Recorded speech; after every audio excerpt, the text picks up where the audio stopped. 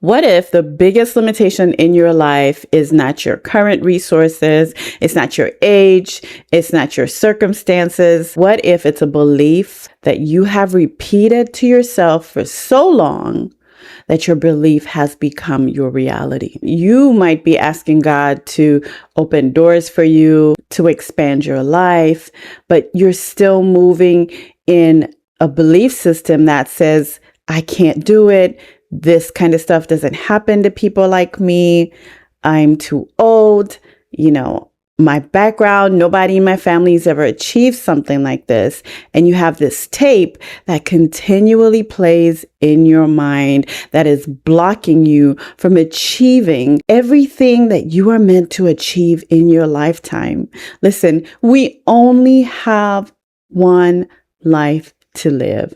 We only have a specific time that God has allocated to us on this earth to live out what He has called us to live out. And if we allow the limitations of our belief system to stop us, we might end up one day face to face with God and Him showing us, this is the plan that I had for you. And all I needed you to do was have faith, break the limitations off your mind, and follow through. Our goal at the end of the day should be, as Christians, to hear God tell us, well done, my good and faithful servant.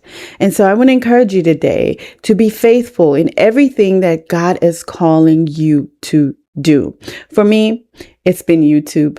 I've played around with YouTube for the last year. I've been inconsistent for the last year. I believe that God has called me and my voice to do something in this space of YouTube, and I have resisted it for so long.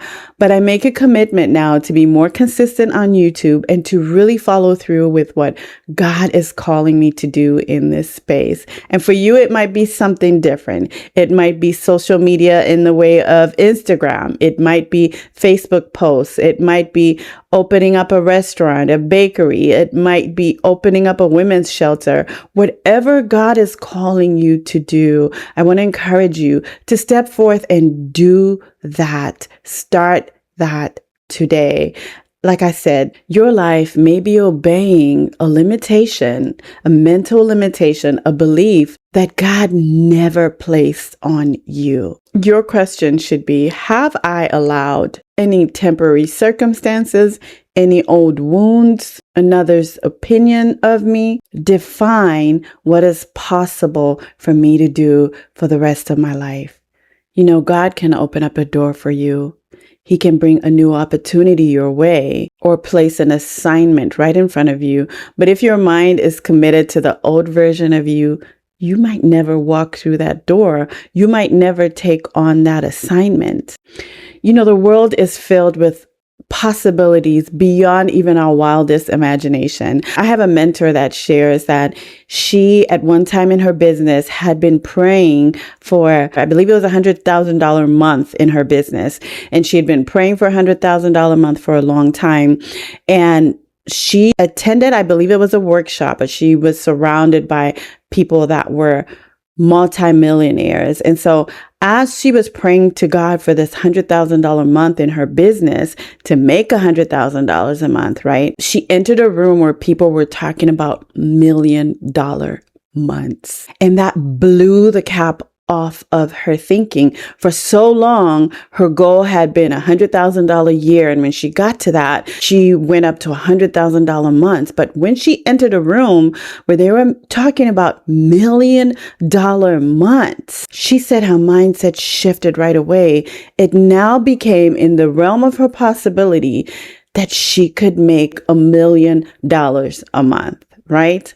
Now, for some of us that have limitations when it comes to finances, for some of us that have been taught fear-based language around money and wealth and what that looks like, that's already like a in your spirit, right? $1 million a month. What are you talking about? Is that even possible? Right? I thought the same thing when she was telling this story. I was like, when she was talking about $100,000 months right away, I was like, whoa, you can make $100,000 in a month, But then she said $1 million months. And I'm like, what? So her sharing that story with us was something that shifted our thinking as well. So that was the shift that she needed in her business. And right now she's running like 3 multi-million-dollar successful businesses, all because she was placed in the right room, right, at the right time.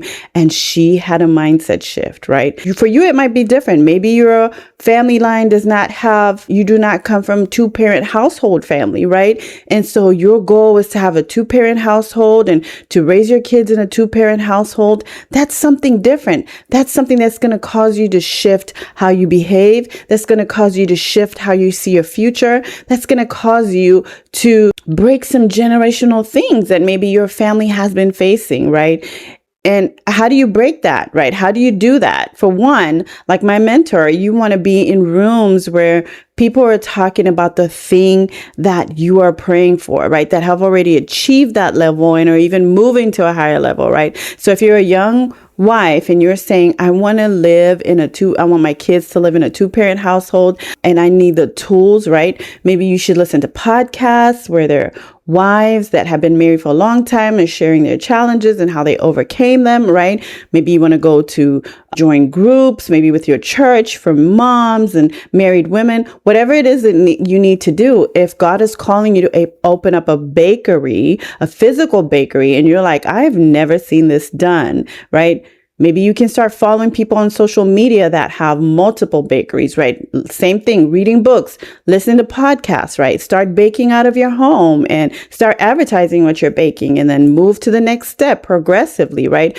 But doing things outside of your realm of comfort is what is going to cause you to break those limitations that you have created in your mind, even when it comes to your finances, right?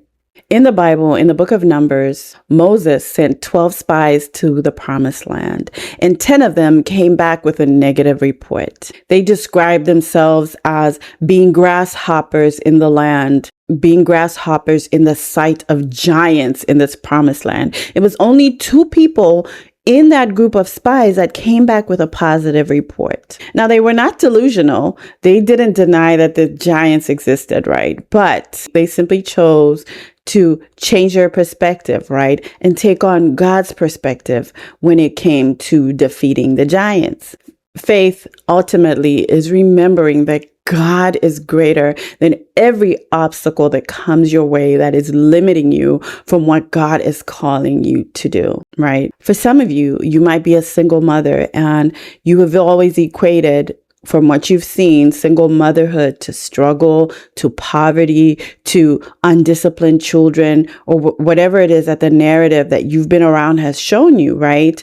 But God might be calling you to be the single mother that breaks the wealth barrier in your bloodline. God might be calling you to be the single mother that raises stand-up children that are disciplined, that follow God, right? That live in a comfortable life, that have financial legacy, that have college paid for in cash, right? And God might be calling you to create a business that will do that. But what you would need to do is remove that belief that single mothers struggle financially. That's not being delusional.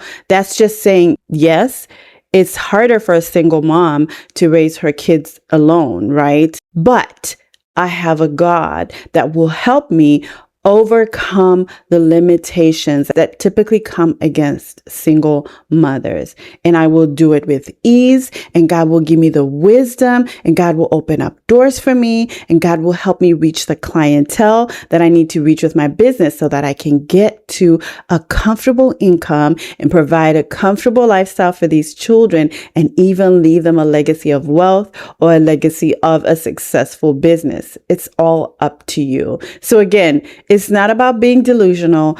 It's really about understanding that God is greater than every limitation, than every obstacle, and that He will give you the wisdom to perform the practical aspects of your calling. If He's calling you to go back to school, take the next step in faith. Fill out that application. You don't have to have it the entire 4 years figured out or the entire 2 years figured out.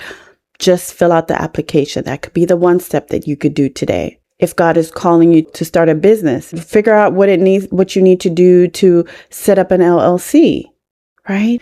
And he will give you the strength and he'll give you the wisdom to overcome those mental limitations and those beliefs that you've had. So for me, like I said, I believe that God has been calling me to YouTube. And so I want you to help me by subscribing and join me on this journey as I follow through with being consistent on my YouTube channel.